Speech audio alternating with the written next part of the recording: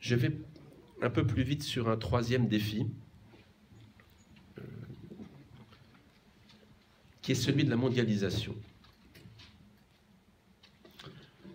Simplement pour vous dire la chose suivante, je vais très très vite. La mondialisation est aussi, si on la compare à pratiquement toute l'histoire de l'humanité où les peuples se sont voués à une lutte et une guerre sans merci, le fait que nous puissions avoir des échanges économiques d'abord, peut-être culturels, des interdépendances, tout cela apporte beaucoup de bonnes choses. Et vous voyez, quand un étudiant a fait Erasmus, il n'y a pas besoin de le convaincre de l'importance de construire, par exemple, une unité entre les nations européennes. Je veux dire, il a compris l'intérêt de tout cela, etc. Mais le problème, c'est que la globalisation de l'économie a aussi des dommages collatéraux. Vous voyez, c'est comme l'individualisation des existences. Ce sont des phénomènes extrêmement... Ils ne sont ni tout blancs ni tout noirs. Ils sont gris, dit le pape François. Ils sont gris. Voilà. Et donc, il faut voir aussi qu'il y a des effets, des dommages collatéraux, comme on dit, de cette nouvelle manière de faire interagir les peuples, et notamment ce que certains observateurs, ou des gens comme Andrea Riccardi, là, le fondateur de Sant'Egidio, a très très bien analysé, c'est le sentiment de dépaysement et de disparition du prochain, même de ceux qui n'ont pas bougé.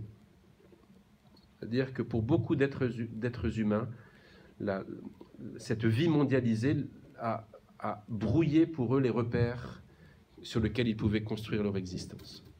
Et donc la globalisation, ou la mondialisation, est vécue par beaucoup comme un dépaysement. Ils ne savent plus où ils habitent, en fait, même s'ils n'ont pas bougé. Je ne parle pas ici de la question des migrations, qui pourrait être aussi, d'ailleurs, une question que vous pourriez évidemment traiter. Donc, vous voyez, la globalisation a engendré de la solitude chez les individus. Je n'explique pas comment, mais en tout cas, c'est un point très important. Je vous cite une phrase du pape Benoît que j'aime beaucoup dans Caritas in Veritate, un texte de 2009, où il dit « La société toujours plus globalisée nous rapproche, certes, mais elle ne nous rend pas frères. Nous pouvons être très proches, nous pouvons nous skyper, nous pouvons interagir avec WhatsApp, nous pouvons faire tout cela. Nous pouvons commander des produits à l'autre côté de la planète et les recevoir 2 jours après. Ça sera le 4e défi, ça pose un problème. Pourtant, nous n'en sommes pas pour autant frères. Et le pape François, lui, signale que le grand danger de la mondialisation, c'est que se mondialise aussi entre nous l'indifférence. C'est un phénomène qui est très large. Et là, de nouveau, qu'est-ce que nous avons comme ressources? C'est quoi nos ressources pour, vous voyez, non pas nous-mêmes, petits troupeaux chrétiens, essayer de surmonter entre nous cette solitude et puis de laisser tomber, d'être comme une arche de Noé et laisser l'humanité et la ville du Mans et tous les gens qui ne sont pas chrétiens sombrer dans cette solitude. Mais non, qu'est-ce que nous avons reçu de si profond en nous et de si simple, qui est quotidien dans la vie de l'Église, que nous allons pouvoir partager avec d'autres? Eh bien, ce que nous avons reçu, c'est que l'Église elle-même, ça c'est le mystère de l'Église, est à la fois un mystère d'universalité et de proximité en même temps.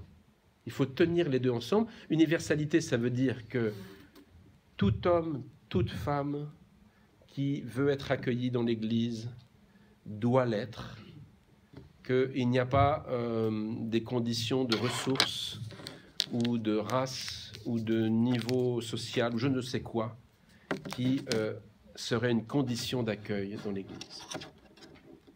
C'est l'Église à la fois des Juifs et des païens, nous dit saint Paul, ça veut dire de tous les hommes. Donc vous voyez, tout homme a sa place dans la paroisse, s'il veut bien vivre de la conversion que Dieu lui donne, et en même temps, notamment à travers la paroisse, cette universalité se vit dans des relations de très grande proximité, ou devrait se vivre dans des relations de très grande proximité. Souvent, je rappelle l'étymologie du mot paroisse. C'est un terme grec, paroikia, qui vient d'un adjectif, paroikos. Le paroikos, c'est celui qui habite à côté. Donc le voisin, et ensuite ça veut dire aussi l'étranger. C'est très impressionnant que dans cette langue grecque, celui qui habite à côté, le tout proche, le voisin est aussi l'étranger. C'est extraordinaire, en fait. Vous voyez, en termes sociaux et humains, l'alchimie d'une paroisse, c'est quelque chose d'extraordinaire. La plupart des sociologues français de la religion, en fait, ils ont tellement de parti pris qu'ils n'arrivent pas à avoir le miracle permanent qui est une paroisse catholique ou chrétienne. S'il y a un lieu qui doit être un lieu pour surmonter la désagrégation de la proximité, pour surmonter les solitudes, mais c'est la paroisse. Alors, parce que partout, hein, vous voyez, dans cette société où il y a beaucoup de solitude, les gens veulent vivre comme vous et moi, et donc ils recréent des solidarités. Mais elles sont forcément électives, elles sont forcément... vous voyez, on peut se créer des associations, des petits clubs tout chauds, quoi. Mais c'est pas ça la paroisse. Pas ça du tout. Vous voyez ? Et donc nous envoyons un signal extraordinaire dans l'expérience chrétienne que tout homme et toute femme peut trouver dans cette paroisse un accueil. Je vais vous donner un exemple. Sur le diocèse de Paris, on a mis en place dans les paroisses, c'est un prêtre de Paris qui a beaucoup poussé le conseil épiscopal à tenter l'expérience. Nous avons construit des pôles jeunes, dans une trentaine de pôles jeunes dans les paroisses. Le pôle jeune, dans ces paroisses, ça regroupe tout ce qui touche aux jeunes. La catéchèse, le scoutisme, l'entraide scolaire, et tout ce qui est... Voilà. Et l'idée, c'est qu'un enfant peut venir dans ce pôle, il y a des activités, c'est ouvert un peu comme un patronage, il peut venir ne serait-ce que pour faire du sport, taper dans un ballon.